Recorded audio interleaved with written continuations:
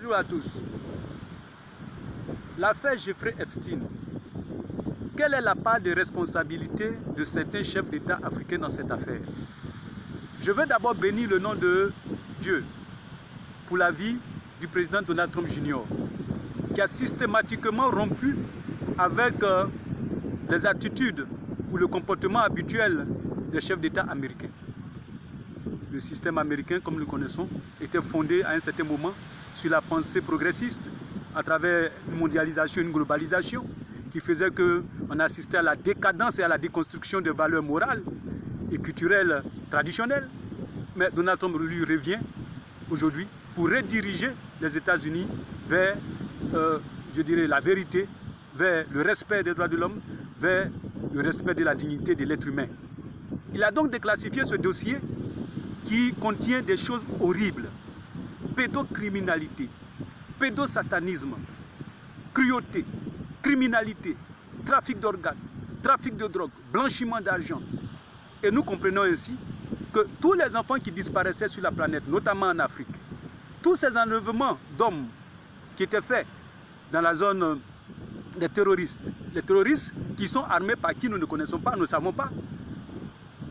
Et donc, toutes ces disparitions d'hommes, tous ces trafics d'organes, d'hommes assassinés à qui on arrachait les organes, tout cela, c'était pour entretenir un réseau international dont la tête était Jeffrey Epstein. Il n'est pas le seul, ils sont plusieurs, mais actuellement, c'est lui qui est indexé.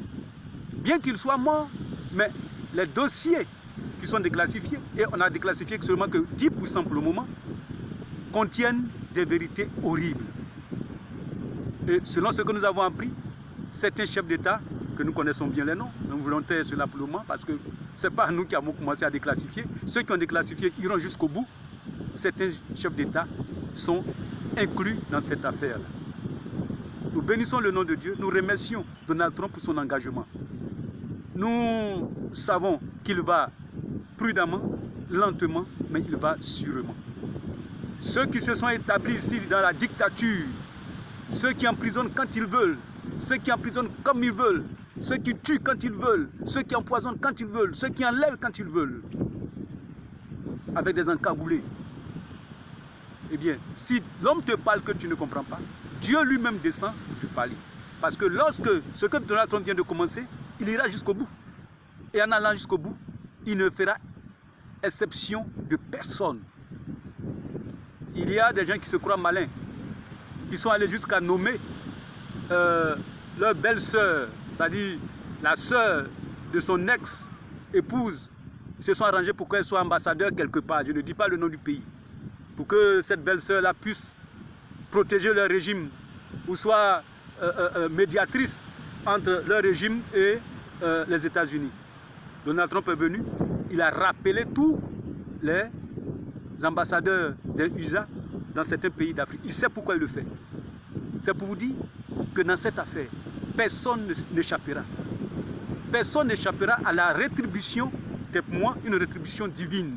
Parce que d'où est placé aujourd'hui le problème, personne ne peut résoudre si ce n'est que Dieu.